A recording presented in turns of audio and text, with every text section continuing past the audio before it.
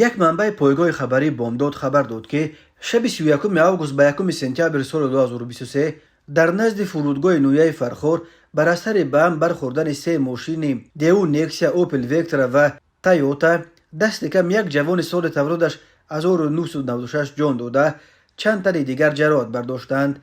تفصیلات دیگر این حادثه هنوز به دست نرسیده است. در همین حال مرکز مطبوعات وزارت کارهای داخلی تاجیکستان خبر داد که شب 30 آگوست سال 2023 تقریبا ساعت 23:50 راننده اتومبیل تمغه مرسدس بنز برهانوف بوبور سال تولدش 1997 ساکن شهر پنجکند هنگام حرکت با روی ماشینگرد عینی پنجکند واقع در حدود دهه سجینه همین شهر از عهده دارای واسطه نقلیاتش نبرآمده پیادهگرد محمدیف اسدالله سال تولدش 1982 ساکن شهر مذکور را پخش نموده است.